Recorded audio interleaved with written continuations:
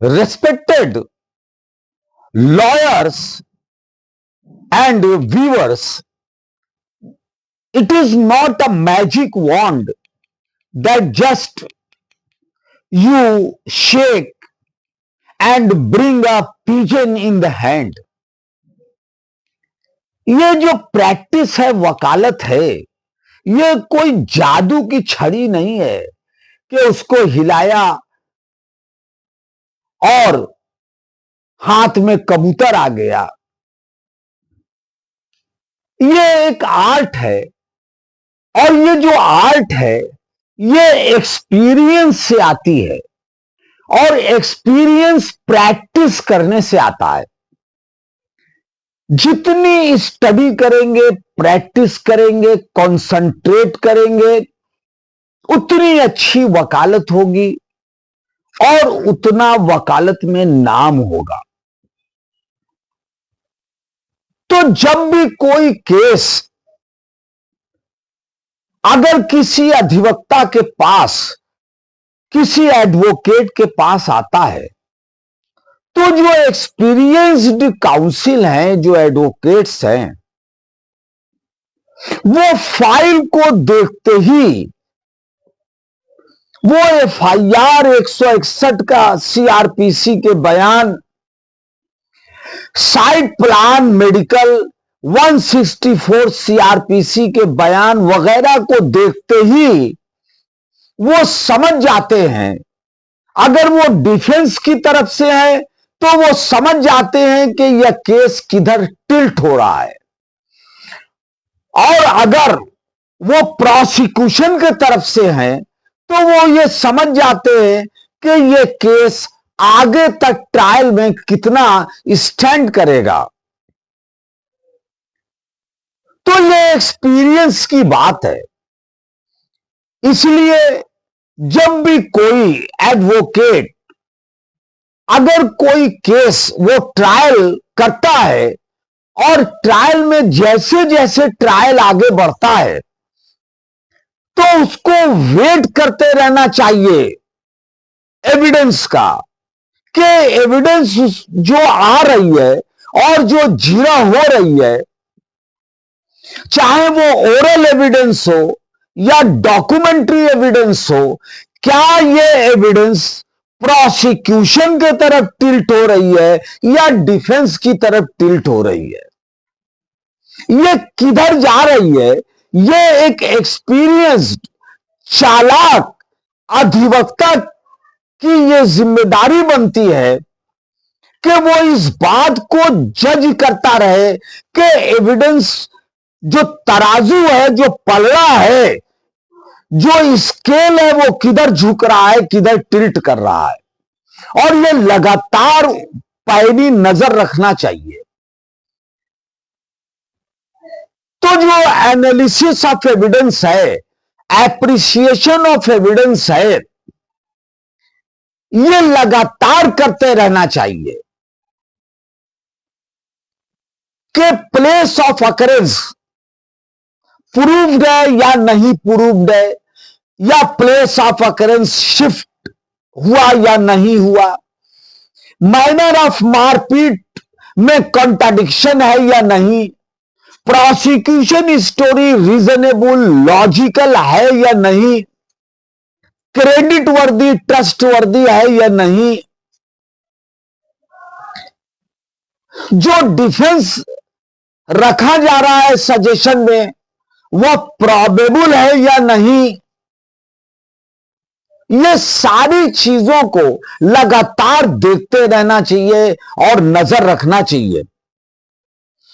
Honourable supreme court और various high courts ने जो गाइडलाइंस एप्रिसिएशन ऑफ एविडेंस के लिए दी हैं, वो गाइडलाइंस कुछ बहुत ही महत्वपूर्ण है।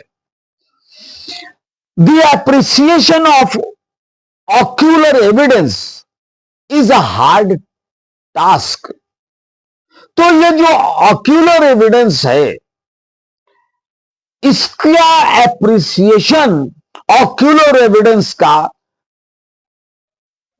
जो चश्मदीद साक्ष्य हैं,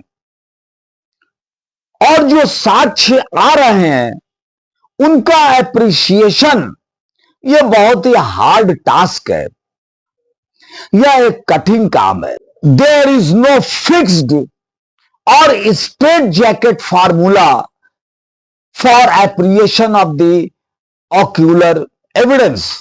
तो ये जो ऑक्यूलर एविडेंस है, जो साक्षी ने देखा है,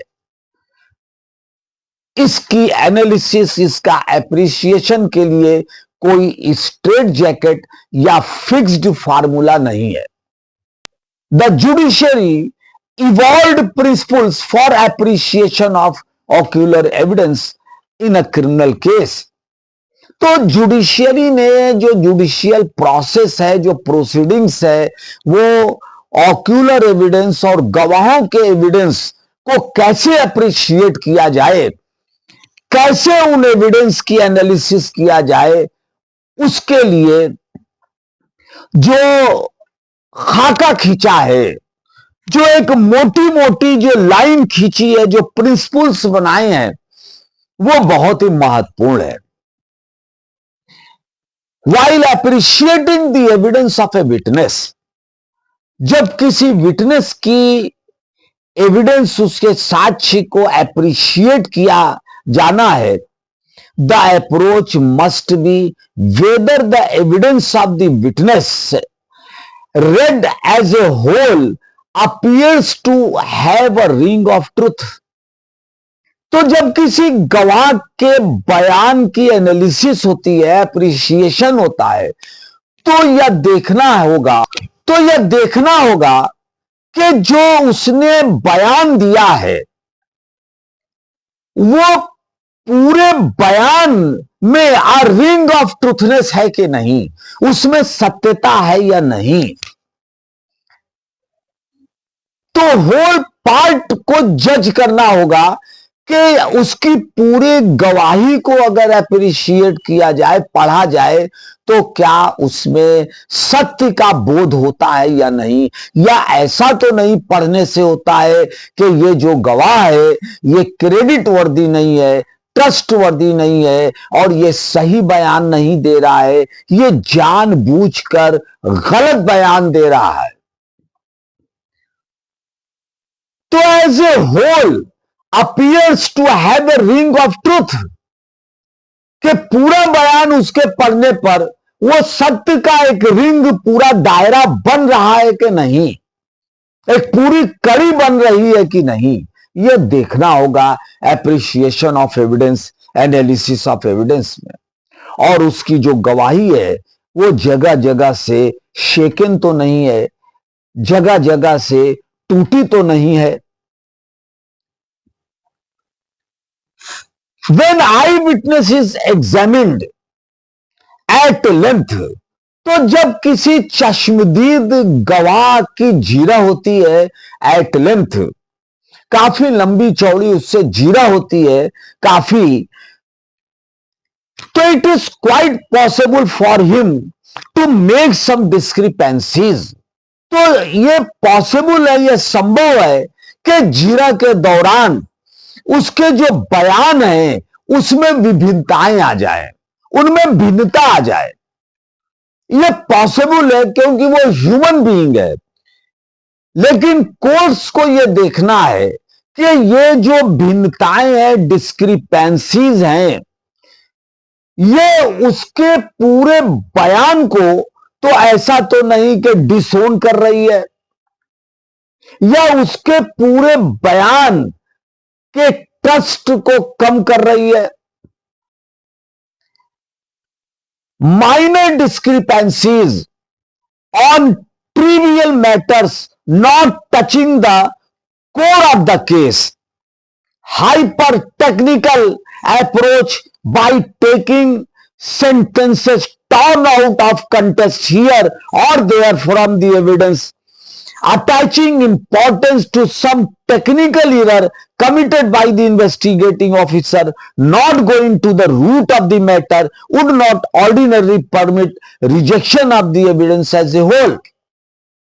तो अगर किसी गवाह के गवाही में डिस्क्रिपेंसीज अगर माइनर है और वो उसके पूरे बयान को कहीं से फॉल्स साबित नहीं करता, झूठा साबित नहीं करता, ऐसा प्रतीत नहीं होता कि ये जो उसका बयान है रिंग ऑफ ट्रूथ उसकी पूरी तरह से जगह जगह टूटी हुई है, डिस्क्रेडिटेड कर रहा है उस गवाह को, तो मात्र माइनर डिस्क्रिपेंसीज पे उसकी गवाही को रिजेक्ट नहीं किया जा सकता। कोर्ट को इस बात का ध्यान रखना चाहिए। और अगर इन्वेस्टिगेटिंग ऑफिसर ने कोई इन्वेस्टिगेशन में कुछ कमी की है, कहीं लैचेज हैं, और वो कमी इन्वेस्टिगेटिंग ऑफिसर की, आईओ की, विवेचना अधिकारी की अगर वो माइनर है और केस के पूरे नवैयत को प्रभावित नहीं कर रही है, वो केस की पूरे जड़ को नहीं हिला रही है, तो उसको नजरअंदाज किया जा सकता है। और मात्र इस बात पर कि आईओ ने ये लैचेस किया है, ये लैचेस किया है माइनर, तो उस पे एक विवेचना अधिकारी के बयान को, उसकी गवाही को रिजेक्ट नहीं किया जाना चाहिए। ये कुछ प्रिंसिपल्स एप्रिसिएशन ऑफ एविडेंस के बारे में ये गाइडलाइंस हैं। By and large a witness cannot be expected to possess a photographic memory and to recall the details of an incident. It is not as if a videotape is replayed on the mental screen. तो किसी भी गवाह से यह उम्मीद नहीं की जा सकती कि वह जो है एक फोटोग्राफिक, वीडियोग्राफिक पूरे वर्जन को बताए। वो एक कैमरे की तरह वो फोटो शूट नहीं हो रहा है या वीडियो शूट नहीं हो रहा है कि वो उस तरह से वर्जन एकदम बताए। तो वो अपने याददाश्त से, अपने फैकल्टी ऑफ माइंड से जो उसने देखा, वो अपने मेमोरी से, अपनी सलाहियत से, जो उसके अंदर सलाहियत है, जो क्षमता है, उस हिसाब से वो गवाही देता है। तो इसलिए उसकी गवाही में भिन्नताएं भी आ सकती हैं, कहीं ना कहीं उसकी मिसिंग चेन भी हो सकती है, मगर यह देखना होगा कि इन होल उसने जो गवाही दिया है वह गवाही क्रेडिट वर्दी है या नहीं, ट्रस्ट वर्दी है तो है या नहीं, या ऐसा तो नहीं कि वह जानबूझकर झूठ बोल रहा है, या उसके बयान को पढ़ने से लगता है कि यह आई विटनेस नहीं है, या मौके पर नहीं था और यह जानबूझकर अपनी प्रेजेंस मौके पर दे रहा है। तो ये कुछ गाइडलाइंस हैं जो एप्रिसिएशन ऑफ एविडेंस और एनालिसिस ऑफ एविडेंस के लिए जरूरी है।